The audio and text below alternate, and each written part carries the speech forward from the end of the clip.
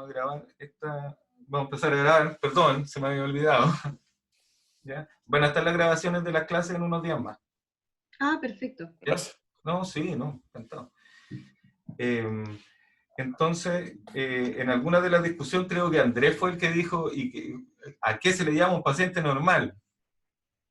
Sí, entonces Sí. hablar de la normalidad es algo que requiere desempolvar una idea estadística específica, ¿cierto?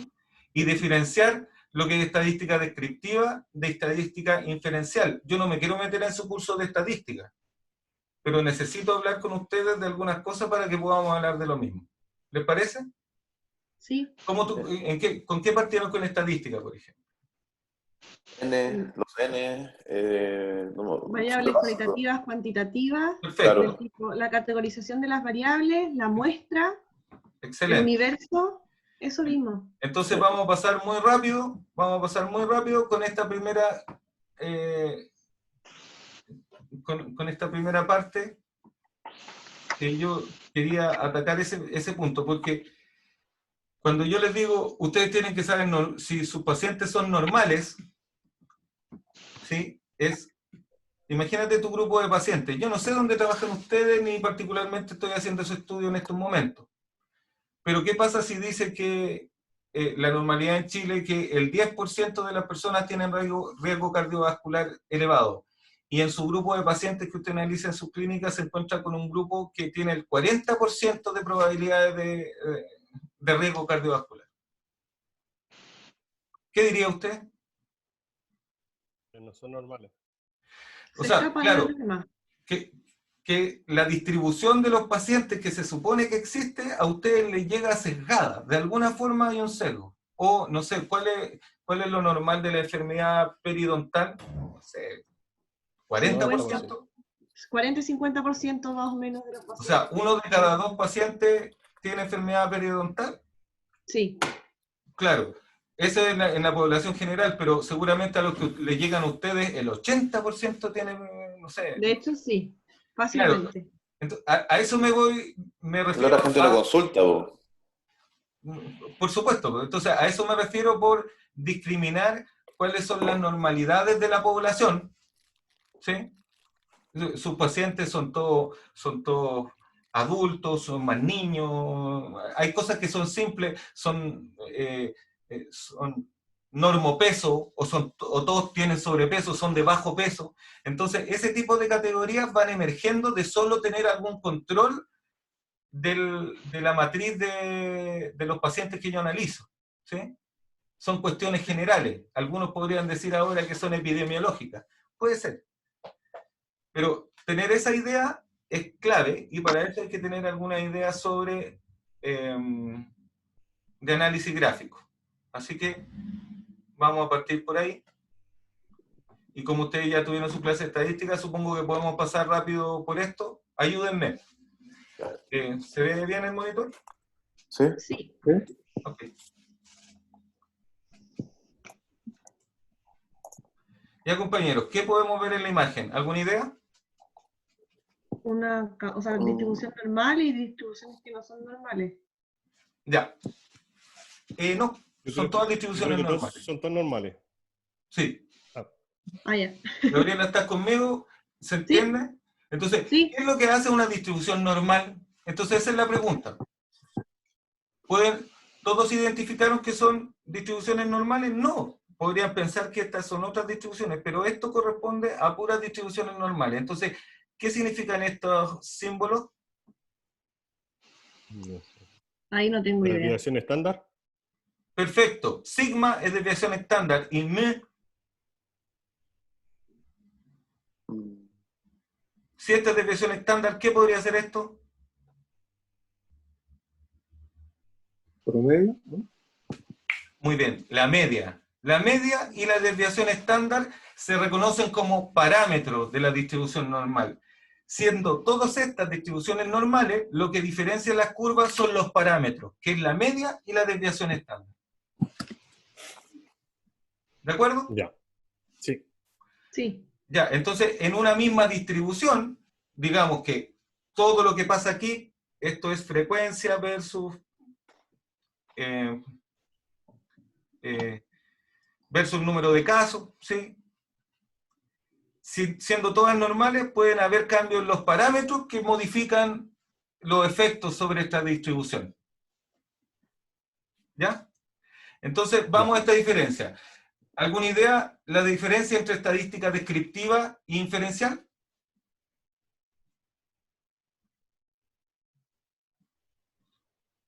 ¿No? ¿Nadie? O sea, yo entiendo que la inferencial interpreta los datos y la descriptiva solamente los dice como son, ¿no? Absolutamente, muy bien. Entonces la descriptiva tiene reglas de análisis de datos, ¿sí? Donde uno puede describir la media, la desviación estándar de una población, de una muestra, y con estadística diferencial nosotros ocupamos modelos probabilísticos, como este de la distribución normal, para poder explicar fenómenos, ¿sí? Y inferir el futuro o relaciones probabilísticas. Entonces, la estadística inferencial requiere teoría de probabilidades. Saber cómo fluyen las distribuciones. Nosotros estamos hablando solamente de distribución normal, pero está la distribución de Boltzmann, la distribución de Poisson, son otros tipos de comportamientos que se modelan a partir de estadística inferencial. Entonces, la estadística descriptiva describe los parámetros de los datos y lo asocia con dato real a un tipo de distribución, y en la estadística inferencial nosotros podemos predecir cómo van a ocurrir el flujo de fenómenos a través de la teoría de probabilidades. ¿Sí? ¿Pero se toman los mismos datos descriptivos?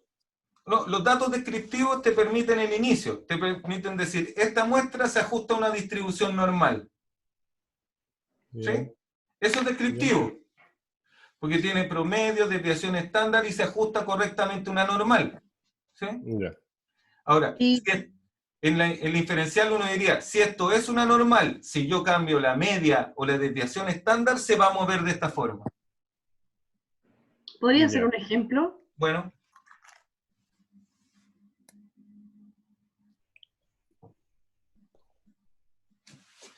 Ya. ¿Conoce el gráfico? Sí. El otro día lo mostró. Sí. Ya. Eso es. Voy a volver a ese ejemplo. ¿Qué representan las barras azules? ¿Número de caso actual? Sí, las barras azules aquí. ¿Qué representan las barras azules?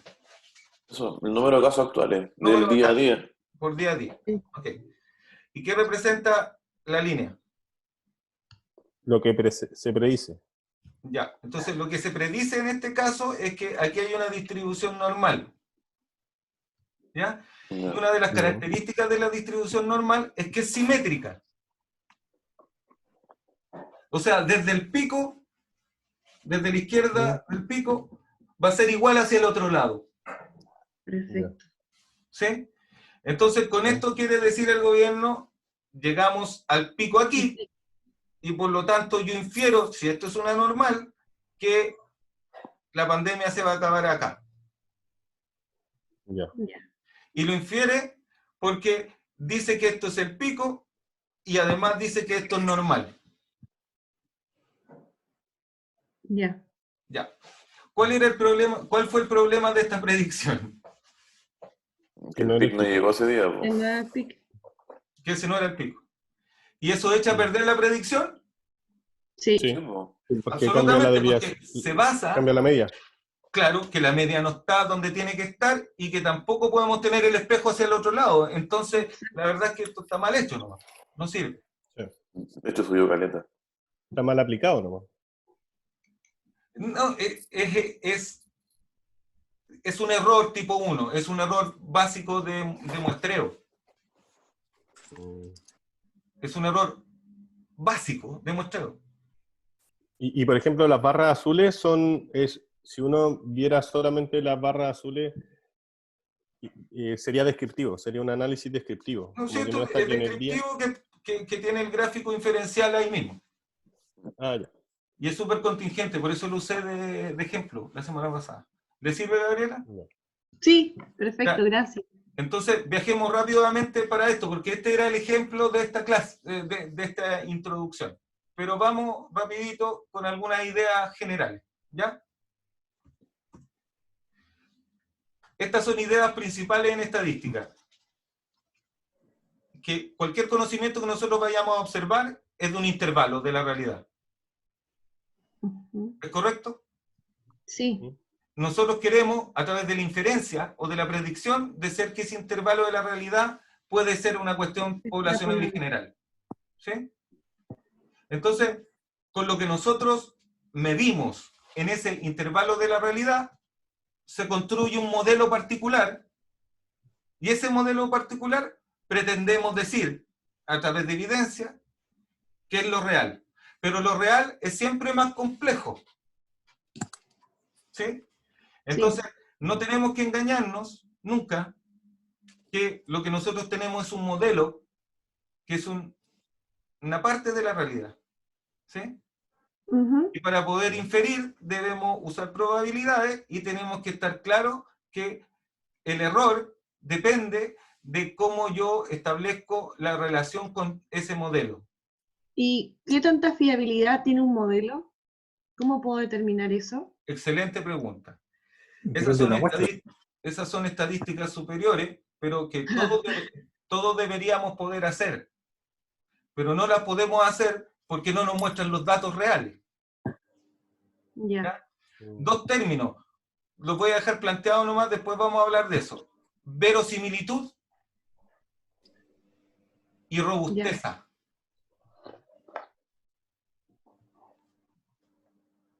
Seguramente los estadísticos que les están haciendo clases van a tener muchas más herramientas para explicar esto, pero lo que está preguntando Gabriela tiene que ver con esos dos parámetros estadísticos. La verosimilitud tiene que ver con el alejamiento del punto de exactitud, ¿sí? Y la robusteza es que cómo esos datos son realmente representativos de los datos de la población. Pero son dos términos de estadística que no voy a hablar yo de eso ahora, pero está muy bien la pregunta. Pero se puede establecer cuál es la calidad de los modelos. Perfecto. Lo que pasa es que como no hay dato real, o los datos son poco confiables, la gente que usa matemáticas puede hacer cualquier cosa. Sí, no es culpa de ellos. Ahora, los científicos no se pueden hacer los tontos con los datos que analizan. Si tú piensas que los datos que tú estás analizando no son reales o tienen sesgo, mejor retirarse. Y eso pasa mucho. Bueno, hace poco el centro más grande científico de Chile de análisis de datos se bajó del análisis de datos del Servicio de Salud porque no confía en los datos. ¿Sí? Es muy malo. Sí. Es muy triste, así.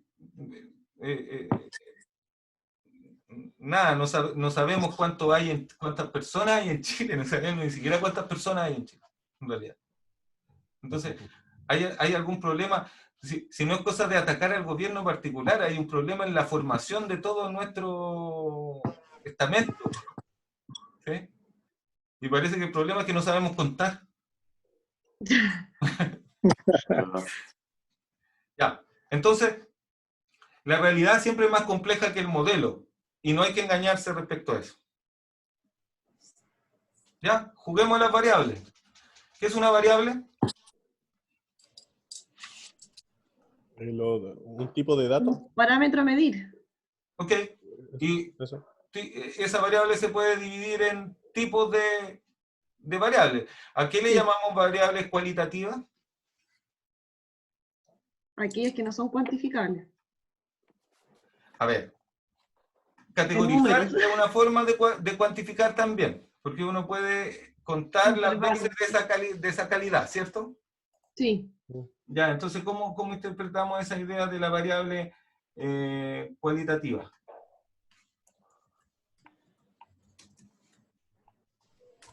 ¿Les sirve esa denominación ordinal o no ordinal? ¿O nominal?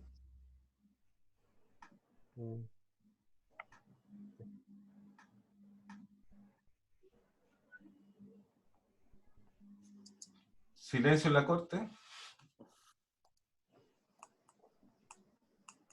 Pero se supone que las cualitativas miden atributos, ¿no? Sí, o sea, dígame construyamos conjunto, pues dígame lo que usted sabe y yo ahí voy a intervenir. O sea, las ordinales da orden, pero ninguna mayor que la otra. O sea, primero, segundo, tercero, eso da las variables ordinales.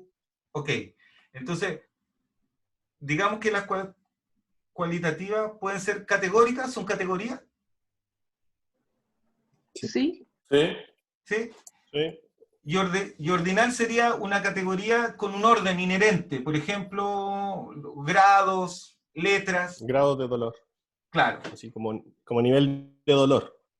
sí. Claro. Y la nominal son categorías que no tienen orden No hay una inherente, como el genotipo, la raza. Género. ¿Entendemos esa diferencia? Sí. Ya, sí. Ahora, es una diferencia finita. Si no la entienden inmediatamente, hay que revisarla. Pero ustedes, quiero que miren de nuevo su base de datos, esa base de datos con la que trabajan, la que conocen, Ujú. y determinen cuáles son categóricas, ordinales y nominales, por ejemplo. Claro. ¿Y las cuantitativas?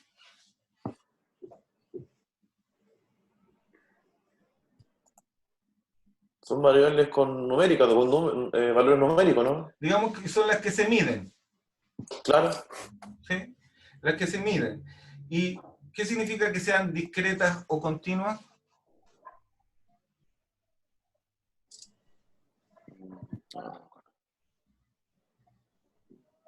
Las discretas son las que tienen números reales. Por ejemplo, número de mutaciones. Ujú. ¿Y las continuas? ¿Va a ser con números negativos también? Sí. Da igual. Bueno, No. pero entonces, ergo sum. ¿Qué? ¿Qué es Entonces, eso? No entendí lo que dijo.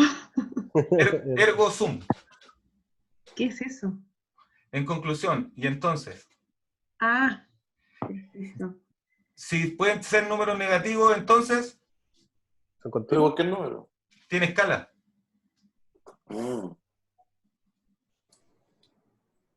¿Sí? No todas las escalas tienen números negativos, pero si son continuas y tiene Ujú. escala, sí podría aceptar números negativos. Las continuas son las que tienen un número y escala. Por ejemplo,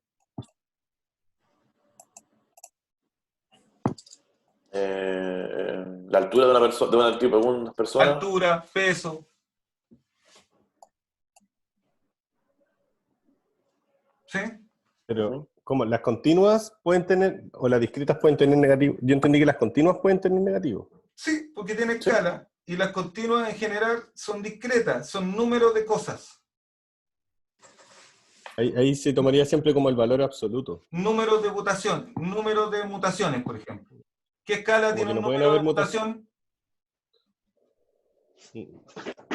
Pero ¿cuál sería la diferencia entre una continua y una discreta? Eso me perdí. Por ejemplo, este gen tiene 4 mutaciones. Perfecto, sería discreta. ¿Qué escala tienen esas 4 mutaciones?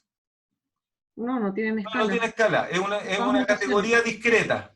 Ajá, perfecto, ya entendí. Por ejemplo, pensemos en la edad de nacimiento. ¿Cuánto tiempo lleva usted en la Tierra, Gabriela? 27 años. 27 años, pero en realidad, Gabriela, usted lleva 27 años, 3 meses, Sí, 2 semanas, 4 días y 35 segundos. o sea, sería 36, continua. 37. Esa es continua, pero usted me dice, tengo 27 años. Es Es discreta. Pasó la categoría discreta. continua a una discreta, y la discreta se Perfecto. llama 27. Entonces, todos los que nacieron en ese año que usted nació, todos tienen 27. Perfecto. Entonces, el tiempo es continuo, pero nosotros lo podemos hacer categorías Discreta. discretas. Ese truco se puede hacer con muchas variables.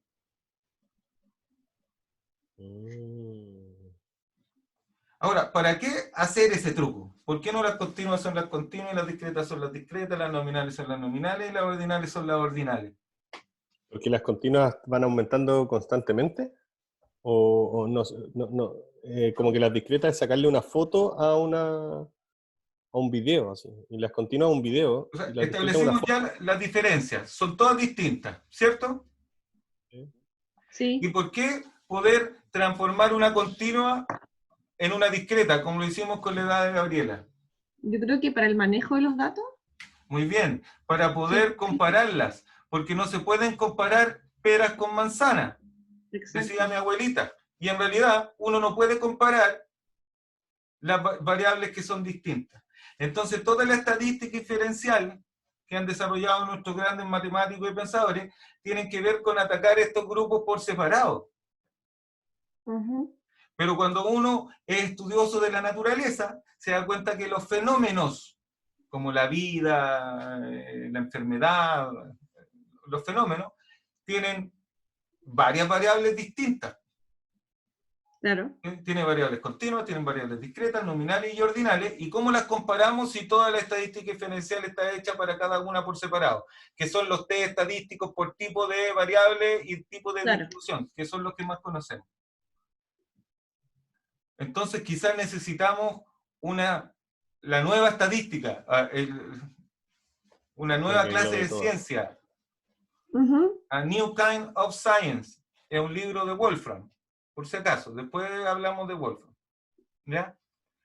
Que lo que quiere decir que esta nueva estadística lo que debería permitirnos es a nosotros, que somos observadores de la naturaleza, poder sacar conclusiones independientes del tipo de variable que sea. claro. ¿Podemos juntar todas con todas? ¿Peras con manzana? No, no creo. No, Es pero que, podemos a lo mejor Sí, transformar. se puede cuando hacen categorías, por ejemplo, de los rangos de edad, cuando van Claro, transformando las variables para pasarlas de una a otra. Eso es pero como posible. dice Yoko, eso no es comparar peras con manzanas, es hacer que todas parezcan peras y las comparamos. Sí, Claro. ¿Sí?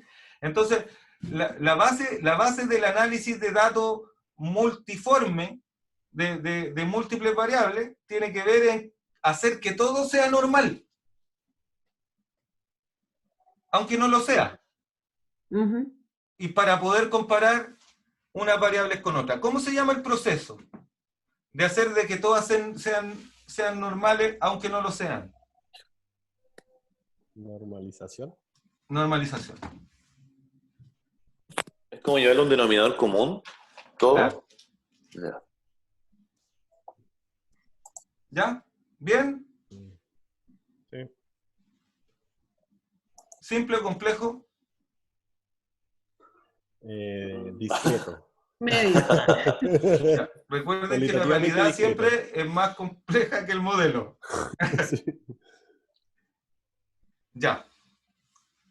Bueno, Una pregunta, por sí, sí. ejemplo, en la diapositiva anterior.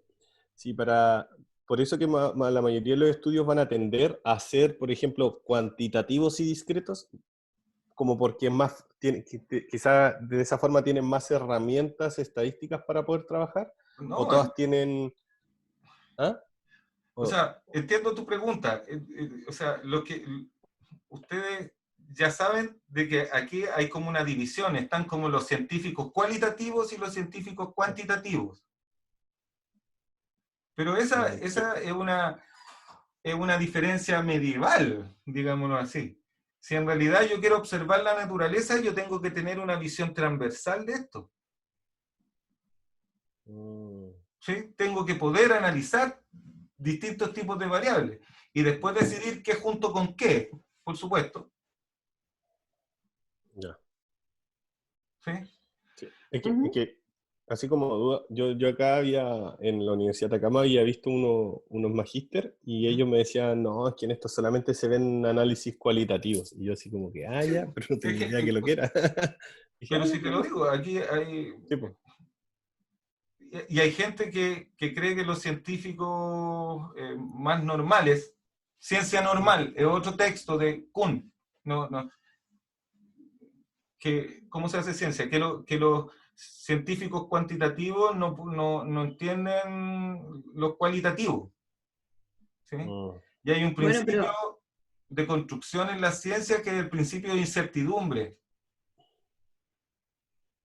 que permite con ciertas cualidades poder hacer mediciones cuantitativas. Entonces, en realidad la construcción del universo, de la idea que tenemos de las materias, del átomo, de eso, requiere una visión transversal de esto. Esto es lo que debe dar la ciencia. Ya. ¿Ya? ¿Les sirve Sí. esto? Sí. Ya. Bueno, aquí yo solamente doy unos ejemplos de que yo estudio ciencias cuantitativas, hago clases de física y de matemática, entonces la medida, las unidades que nosotros medimos se miden en metros, en kilogramos, en segundos, en amperios, en kilogramos, en Kelvin, Claro. ¿sí? Y que las medidas tienen un sistema internacional que dice cómo se miden las cosas. Por ejemplo, ¿qué es un metro? 60 centímetros. Ya, pero me la define con una unidad, es tautológico. No, yo quiero saber, Gabriela, ¿qué es un metro? Era... O si quieren un segundo. Ah, El pues, segundo era cuánto se demoraba como una vuelta a la Tierra a la velocidad de la luz, ¿o no? No. El Una decaimiento unidad del media. radio radioactivo en un ambiente de argón. Y un metro es ¿ya? un metal que está en Greenwich, encerrado en un ambiente de argón, y eso es lo que mide un metro. Y de ahí todos decimos, eso es un metro y todas las derivadas del metro. Entonces, igual el sistema de medida y la generación de datos es en base a acuerdos. Ya. Nosotros como humanidad nos pusimos de acuerdo que esto va a ser un metro, esto un segundo, y así lo medimos todo. ¿Sí? Sí. Ya. Y que hay unidades que son basales. Miremos aquí, o sea, solo para que ustedes tengan una idea de cómo se van construyendo las categorías porque aquí estamos hablando de numérico con escala. Pero miren, Q significa carga, M masa, L distancia y teta tiempo, ¿sí? ¿Se dan cuenta que esas son unitarias? Pero por ejemplo, ¿qué es un volumen? Miren, es distancia, pero al cubo. Largo, ancho y alto es volumen, es distancia al cubo. Y densidad es masa dividido por volumen. ¿Lo ves? Sí. Fuerza es masa, distancia partido por segundo por tiempo al cuadrado. Entonces, lo que quiere decir este gráfico es que podemos construir todas las unidades a partir de unas pocas. Claro. Básicamente es lo mismo, no se tiene que complicar con si es fuerza, densidad, carga eléctrica, eso se soluciona a través de aritmética o de cálculo. ¿Ya? Ok. Entonces vamos a los objetivos de esta idea es cuál es la distribución de los datos, cómo se describe una población con parámetros y qué significa exactitud y precisión. Esos son los 3 puntos que quiero atacar. ¿Les parece? Ya. Sí. ¿A qué se refiere la distribución de los datos?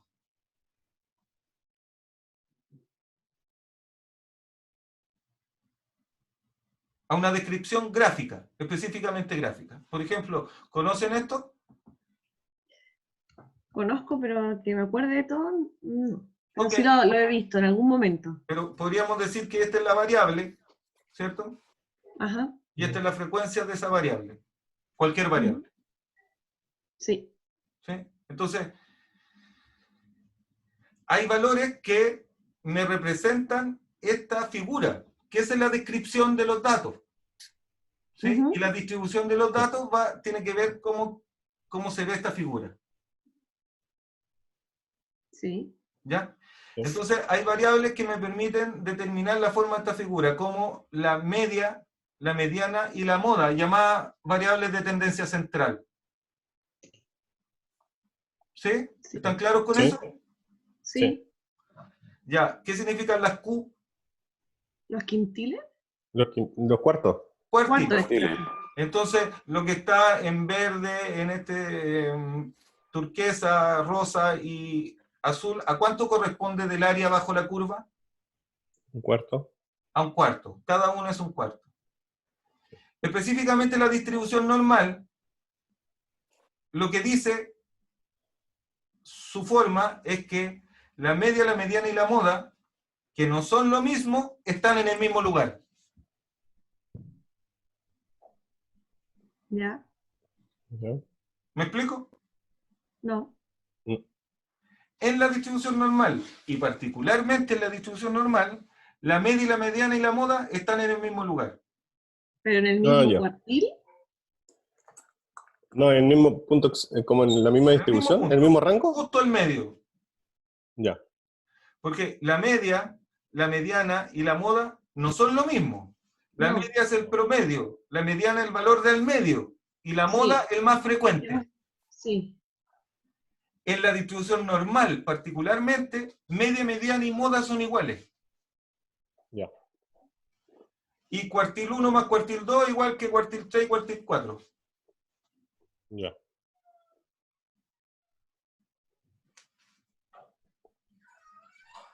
¿Lo habían visto así? No. Ya, entonces, ¿qué es la distribución normal? Es una forma en la que se agrupan los datos donde la media, la mediana y la moda están en el mismo lugar y es totalmente simétrico desde ese punto. Es un espejo. Ya. Eso es distribución normal. ¿Ya? ¿Cuál sería ese punto en ese gráfico? Así como, porque está marcando y marca 3 como lugares. Entonces, Esto no es No es una normal. distribución normal. Ya, no es normal. Ya. súper. Ya, déjenme buscarle una normal, porque es que era fome la normal. Sí, mira, Mira, esto es normal. Perfecto. Y esto Mejor. no, No es normal. está no, no, desplazado no. hacia la derecha. Y esto, Hacia la izquierda. claro. Ya. ¿Qué dice aquí? ¿Qué es esto? No tengo idea. Algo terrible. Ya, es una medida de dispersión. Aquí, media, mediana y moda son medidas de tendencia central. ¿A dónde está el medio? Pero estas son medidas de precisión. Los datos están ¿a cuánto del medio? Perfecto. Fíjense, ¿qué dice aquí esto? Ese es el símbolo para Promedio. qué. Promedio. Y entonces, ¿esto qué es? La distancia. La distancia de cada uno de Sí. los puntos respecto al promedio. Punto medio. Sí. Esa es una distancia que va elevado al cuadrado y es la sumatoria de todas las distancias de cada punto respecto al promedio. ¿Sí? Y Sí. esta medida que es de precisión, cuánto yo me alejo del promedio, se llama desviación estándar. Desviación estándar.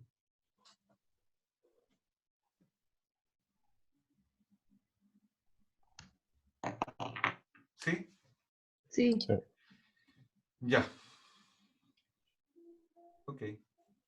¿Este tipo de gráfico lo conocen? No. No. Nunca lo había visto.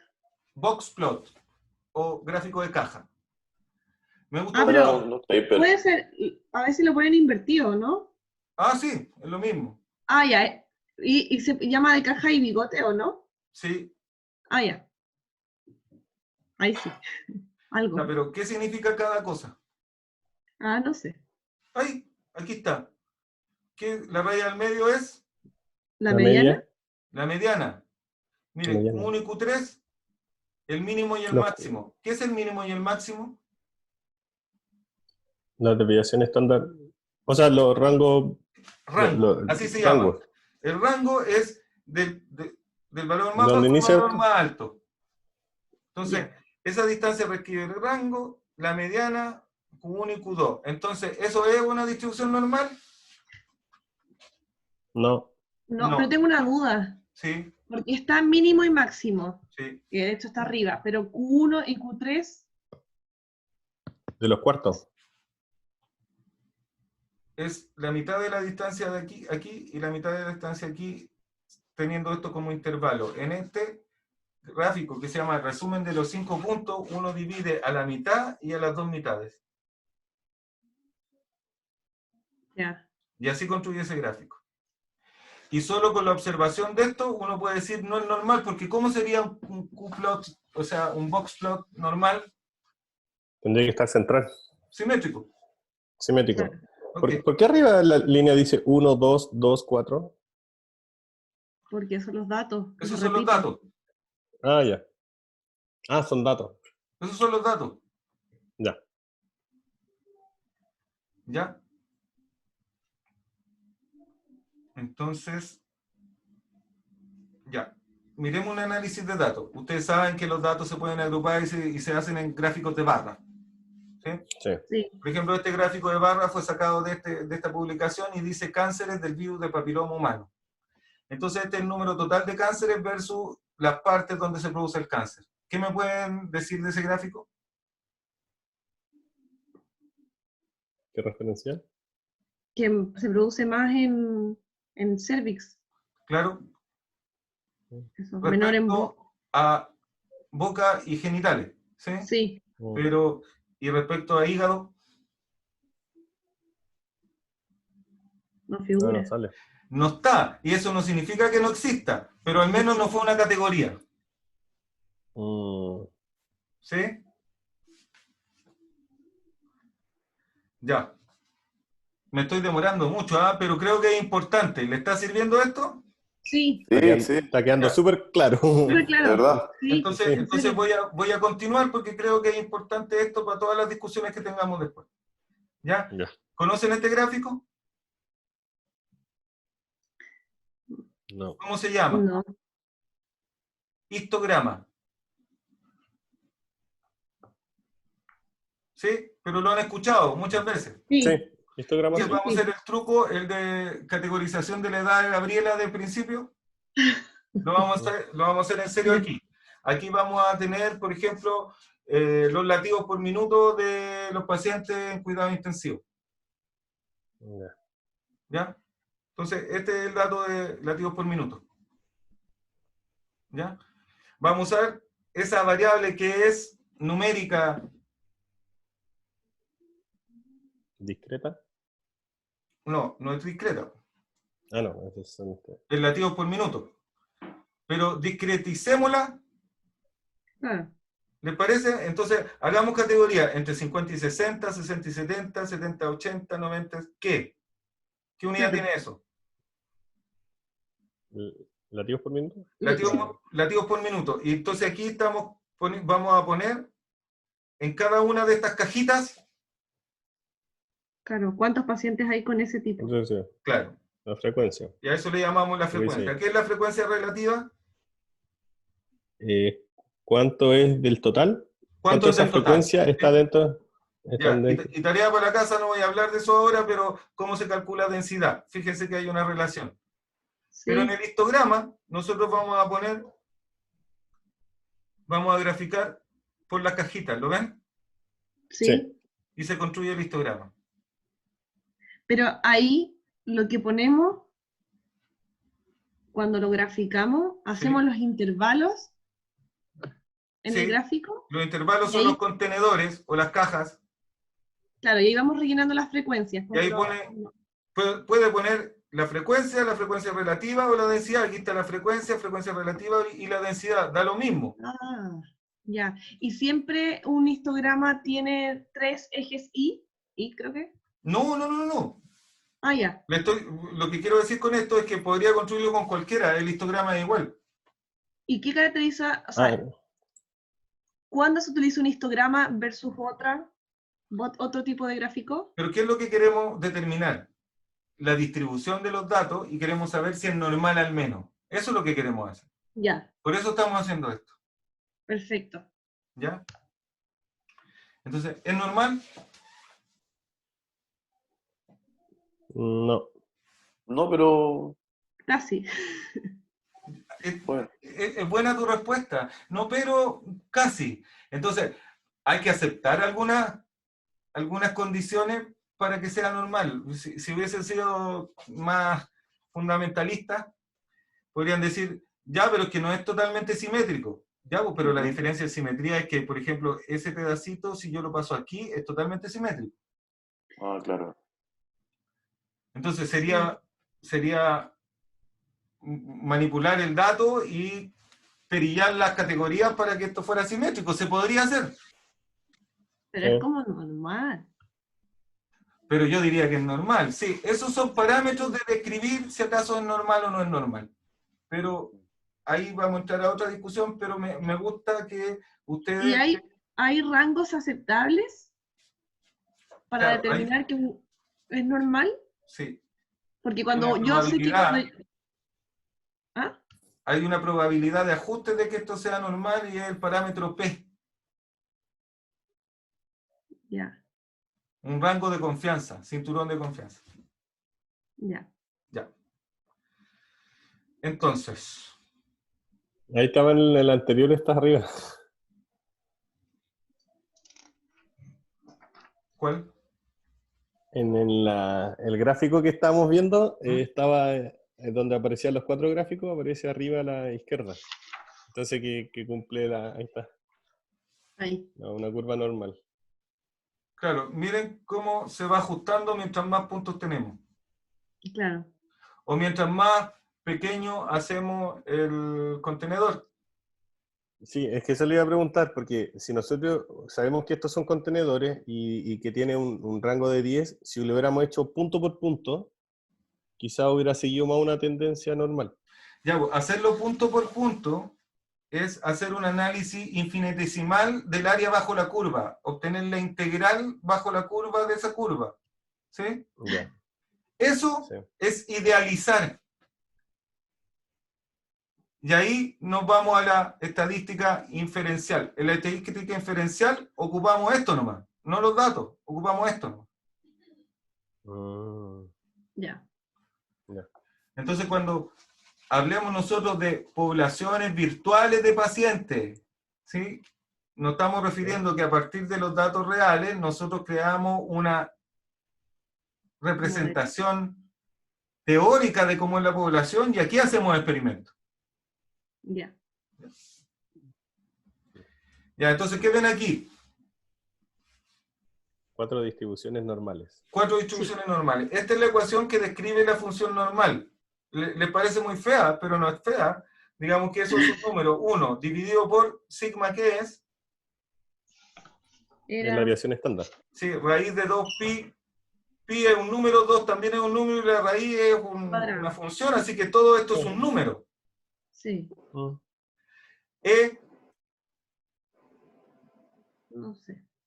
es otro número. Mm.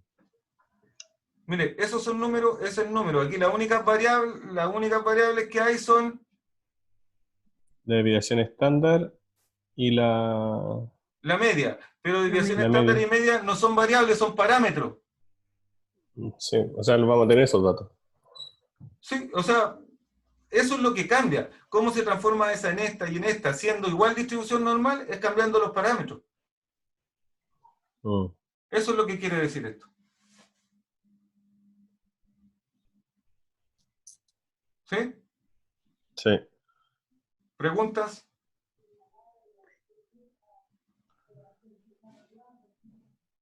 Bueno, porque acá, entre comillas, nosotros vamos viendo que si la desviación estándar aumenta, o sea, aumenta su número, significa que se va achatando el pic.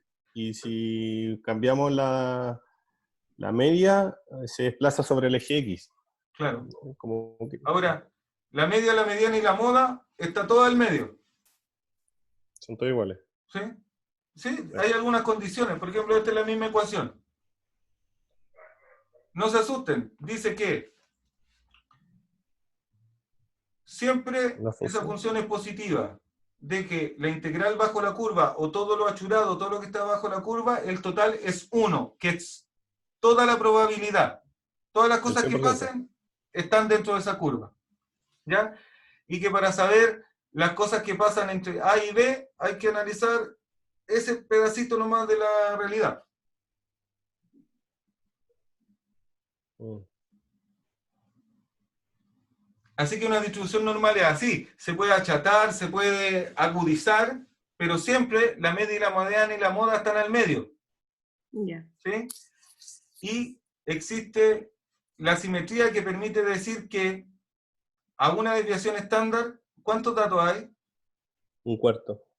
No, un sexto. ¿Un cuarto? Mira, media más menos una desviación estándar está el 68% de los datos. A 2 desviaciones estándar el 95% y a 3 desviaciones estándar el 99%. Y la normal siempre es así. Es que cuando yo estudié esto fue cuando, así como un paralelo, fue cuando tuvimos que, nos enseñaron cómo se calculaba el puntaje de la PSU. Se analizaba con esto, con todos los resultados y por qué habían unos puntajes que con una pregunta de diferencia, algunos subían 10 puntos, otros subían 40, y era porque tenía que seguir esta curva para que todos los alumnos estuvieran distribuidos de una forma normal. Ahí, o sea, por eso como que lo estoy así, estoy como Está moviendo la información de Ahora, un lado para el otro. las normales se achaten, se dispersen, da igual. Siempre la media, la mediana y la moda está aquí, y siempre a una desviación estándar está el 68%, a 2 el 95% y a 3 el 99%.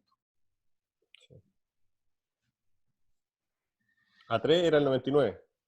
Sí, más o menos. Aquí sumen los datos y... En promedio, más o Sí, menos. en promedio, ya. APP. No, aproximadamente. APP, Sí. ya. Si quiere que sea más preciso, 68.2. Ah. Sí, 13 más 13 son 26, es 65. Sí, así tienes que calcularlo. Ya. Ya. Ya, las distribuciones no tienen por qué ser normales. Por ejemplo, aquí, ¿esta es una distribución normal? No. No. ¿Pero qué representan los colores? Los cuartos. Los cuartiles. ¿Sí? Y aquí tienen el box plot.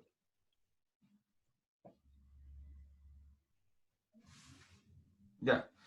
Entonces, ¿la diferencia entre precisión y exactitud? No. La cercanía entre los puntos. Miren, por ejemplo, esto es altamente exacto y preciso. Preciso. Esto es preciso y no exacto. Esto es poco preciso, pero relativamente exacto. Y esto es, no es preciso ni exacto. Por ejemplo, nos quieren convencer que nuestros modelos de la pandemia son así, pero parece que es por aquí. Y quizás están afuera de No es- los círculos. No es que esté todo mal, pero ¿cuáles son nuestros parámetros de calidad? Ya, compañero, esa es la idea más general que quedó desde la semana pasada. Cuénteme algo de esto. ¿De qué? Sus sensaciones, se aclara la idea. Sí, gracias. Sí. Ya. Que la semana pasada fue como no fue una nebulosa, así fue como una niebla. La semana pasada quedamos en shock. No nos veíamos las manos así. Ok, entonces, con eso vamos, pero usted también tiene que integrar con las cosas que les van pasando con los otros ramos, ¿sí? No, sí. ¿Sí? Ya. Que la Entonces, semana pasada fue la primera, fue como una... Fue como con que... introducción, con tranquilidad. Entonces Sí. ahora la idea es que aquí yo les dejé, siguen viendo el monitor, ¿cierto? Sí, para jugar con eso. Sí. Ya, esto es un simulador y el objetivo de un simulador es explorar. Ustedes aquí van a poder cambiar la media y la desviación Y la estándar. desviación estándar. Y van a poder ver cómo se modifican las distribuciones. ¿Está bien? Sí. Sí. Ya. Esta semana vamos a empezar a hablar de ácidos nucleicos y técnicas, ¿sí? Ya. Sí. Por ejemplo, uno de los objetivos es que puedan entender bien el PCR. ¿Lo entienden bien? Más Poquito. o menos, yo me acuerdo de lo que pasé en biología. Ya. Hace Y mucho tiempo. la idea de la mutación y los polimorfismos. Entonces, queremos empezar con esta idea y mostrarles un artículo que lo preparó Ivani. Y que ya la voy a dejar hacer ese artículo en 10 minutos. ¿Ya? Entonces, vamos a las tareas. Esta es la clase que yo tenía preparada para hoy como parte, pero que la voy a ir pateando un poco, porque necesito que ustedes lean un capítulo de un libro. ¿Les Ah, parece? está ahí. Ya. Ya. Ese. Aquí ¿El está. Boet? Sí. Ya. Ese capítulo 5 resumen la historia de los ácidos nucleicos y las técnicas. Ya. ¿Ya? Y yo les voy a mostrar ahora el video, está muy lindo, Ay, sí, Por es muy favor. bonito. por favor véanlo.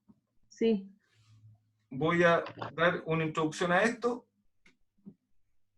haciendo un clic aquí. ¿Alguna idea de qué se trata esto?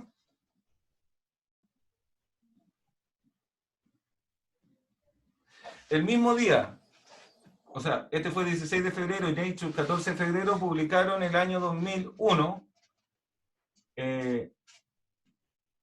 Proyecto Genoma Humano, donde, por ejemplo, supimos, 2001 no es hace tanto tiempo, pero parece una eternidad, Sí. donde supimos, por ejemplo, de que los seres humanos no tenían 100.000 genes, como se pensaba. Es más, ¿cuántos genes tenemos? 30.000. Millón. 30.000, poco más que una mosca o un gusano. 30.000. Y la diferencia con los animales son 0.01%, ¿sí? Y también supimos que la mayoría del genoma son virus, tramposones o cosas que se fueron integrando al genoma. O sea, nuestro genoma es el resultado de infinitas interacciones entre genomas distintos. Los virus se integran, producen enfermedad, la pandemia se transforma en endemia y esos genes nos alimentan. Es parte de la naturaleza la promiscuidad genética. Así que hay unas cosas lindas y profundas que discutir respecto a eso. Entonces, Podríamos decir que lo que estamos pasando ahora es una etapa dentro de todo lo que está de la historia del genoma. ¿Sí? estamos viviendo nuestra propia historia génica. Pero lo que vamos a estudiar entre esta semana y la próxima va a ser que los genes están constituidos por bases nitrogenadas que tienen una estructura química particular que se puede relacionar con otra estructura química y generar estructuras independientes de proteína o cosas por el estilo. Por ejemplo, estas son las bases que se van uniendo en lo que se conocen como las hebras de DNA y RNA, y el RNA se dobla sobre sí mismo para generar estructuras ordenadas que le permiten interactuar, por ejemplo, al RNA de transferencia con el ribosoma para generar las proteínas. Sí. ¿Sí? Entonces, no solamente son moléculas que son constitutivas de guardar información, sino que son información en sí misma, estructural. ¿Ya? Ya. Vamos a estudiar en esta semana cómo se establece la relación entre los nucleótidos y cómo se forma la cadena del DNA, y cómo su estructura es crítica para determinar la expresión génica y el funcionamiento en la fisiología normal y en la enfermedad. Todo esto no es al azar, sino que requiere un código de 4 letras, ¿sí? Sí. Y que podemos leerlo gracias a que nos subimos a hombros de gigantes. El punto crítico para un estudiante como ustedes sería cómo se manejan tales cantidades de información, porque el proyecto Genoma Humano, ¿sí?, resultó en que está toda la información disponible en la red, ¿sí? Se conocen los genes, la interacción en los genes y todo lo que se ha publicado al respecto. Ahora, ¿cómo nosotros interactuamos con esta información que parece infinita? ¿Cómo esos ladrillos de construcción los transformamos en realidad en una casa? ¿Cómo hacemos que eso no sean datos, sino que sea conocimiento? Y exploremos un poco esa idea. Exploremos un poco desde dos puntos de vista distintos, desde el departamento de genética y desde el departamento de genómica. Son dos cosas distintas. El genetista es el que sabe qué proteína o qué gen es el que está interactuando directamente y va a cazar específicamente ese gen. En cambio, el genómico toma todos los genes y vamos clasificando por categoría. Ya. Ninguna es más importante que la otra, solo la vinculación entre las dos nos va a poder dar un desarrollo global. ¿Ya? Así que vamos a jugar un poco a ser genetista o genómico, ¿sí? y ustedes pueden elegir los genes que ustedes quieran. Mis ejemplos están sobre los genes en los que yo trabajo. ¿Ya? Para eso, me gustaría que pudiesen explorar algunas ideas de bases de datos. ¿Sí? Hay bases de datos genéticas. Wow. Esta es la gringa, GenBank, SweetProt, que es la europea, DISC, que es la japonesa. ¿Sí? Solamente a modo de información, haga una exploración de todos estos sitios. ¿Sí? Ya. Y en todos estos sitios se pueden hacer cosas parecidas. Hay bases de datos de genes, entonces, de proteínas y de estructuras. Y uno en esas bases de datos también puede conocer las enfermedades con las cuales se relacionan estos genes. ¿Ya?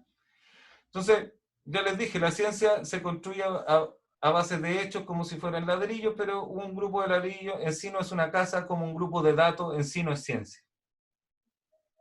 Entonces, nuestro objetivo para relacionarnos con estas grandes cantidades de información no es abrumarnos, sino organizar datos y hacerlos accesibles, comprender procesos celulares complejos a partir de estos datos que se dan con los genes y predecir fenómenos biológicos de múltiples variables. ¿Sí? Esas tienen que ser las ideas principales en su cabeza cada vez que estudien algo por el estilo. ¿Ya? Por ejemplo, yo trabajo con un gen que se llama TRPV1, que es un canal iónico sensible a la temperatura. Yo les voy a contar mi historia cuando les muestre las líneas de investigación. Entonces, si uno busca el gen TRPV1 en la base de datos que les voy a mostrar, que les mostré, le dice TRPV1 corresponde al canal catiónico no selectivo TRPV1 de la familia de los TRP de Homo sapiens, está en el cromosoma 17 en el brazo corto entre esos genes. Toda esa información está. Wow.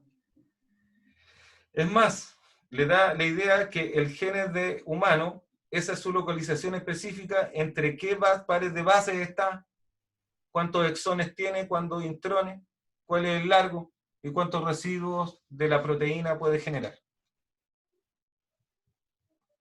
Le da un gráfico, además que muestra su posición en el cromosoma, estos son los exones, estos son los intrones y qué genes vecinos tiene. ¿Sí? Ajá. Les da la posibilidad de obtener variables génicas normales, ¿sí? Del gen en humano. ¿Sí? Les permite comparar las secuencias y les da la idea de los polimorfismos. Single nucleotide polymorphism. ¿Qué significa esto? Variaciones ¿De qué? de cómo se puede cómo se puede presentar el gen. Claro, entonces, variaciones del gen normal. Sí. ¿Pero cuál es el gen normal? Ay, no sé. No te escucho, Renato.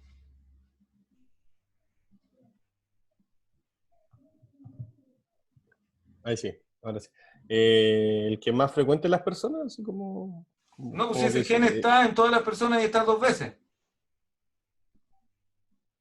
Como todos los genes.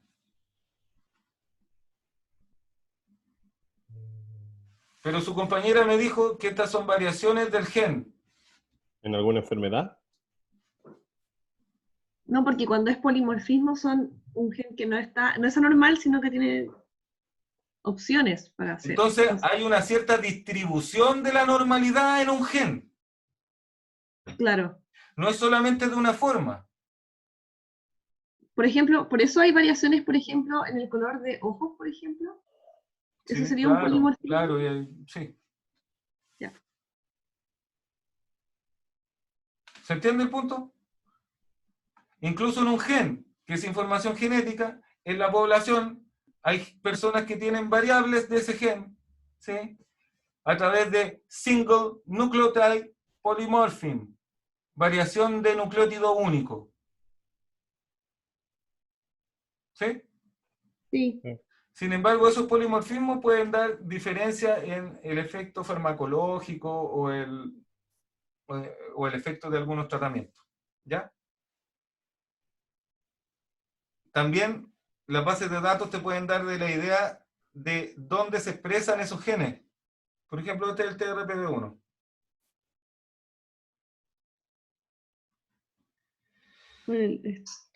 Sí, se distribuye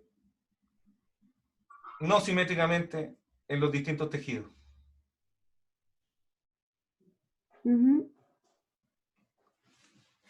¿Ya? Entonces, podemos tener el gen y podemos hacer estudios de cómo transcribir o traducir un gen. ¿Qué es transcribir y traducir un gen? ¿Transcribir cuando se transforma en proteína? ¿Transforma la proteína? No, en RNA. Sí, en RNA. Traducir es cuando se transforma en proteína. Entonces, a partir de esta información, nosotros lo podemos transformar en RNA o transformar en proteína y podemos hacer mutaciones y ver qué le pasa a la proteína. Eso Todo con las bases teórico. nitrogenadas, ¿cierto? Sí, todo teórico. Ay. Pero recuerden entonces que los polimorfismos son variantes del mismo gen que son consideradas normales porque la frecuencia de mutación es menor al 5%. ¿Sí?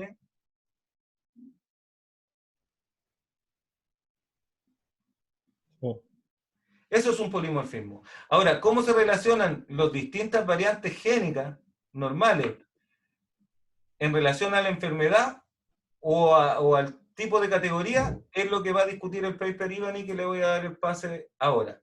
Entonces, compañeros, para terminar mi intervención. ¿Hace una pregunta? No, sí, Gabriela, dame un segundo. Entonces, me gustaría que para la próxima semana leyéramos con calma el capítulo del BOET, ¿sí? Y el artículo que les van a presentar hoy. Ya, Gabriela. Eso. Porque había, o sea, lo que van a hablar la otra doctora era cómo estos genes pueden variar en la enfermedad al final. Pero, Les va a dar un ejemplo de cómo los polimorfismos, un polimorfismo determinado en un gen, se relaciona estadísticamente con riesgo cardiovascular y periodontitis. perfecto. Pero mi pregunta es, ¿hay estudios clínicos de eso? Claro, Ya viene. claro, Ya. claro. Este estudio, además, se publica en una revista que se llama Gene, que es muy importante. Es de indios, es de la India. Entonces tienen una casuística enorme y además de muchos recursos. Y ahí te da una idea de cómo se puede relacionar la enfermedad periodontal a través de los genes con enfermedades que son muy Sistémica. relevantes para poder determinar cuáles son las estrategias de tratamiento. Perfecto. Ya, compañeros, vamos a ir avanzando con calma. La idea es que no estén saturados, pero revisen esas cosas que les estamos dando para la próxima semana para tener una conversación. Entonces, desde la próxima semana vamos a hablar de genes y PCR y lo demás. El material está aquí. Los videos son cortitos, son inductores. Hay simulaciones que les sirven para relacionarse. Esta es la simulación de la distribución, pero también está la simulación de las pares de base, ¿ya? Y los videos son PCR convencional y PCR en tiempo real, ¿ya? Recuerden que pueden preguntar cualquier cosa al correo electrónico. Yo encantado de estar con ustedes. Vamos al seminario, ¿les parece? Sí. Ya. Gracias. Ivani, Gracias. les damos un momento de 10 minutos de descanso. Ya. Ok. Listo. Súper. Vale.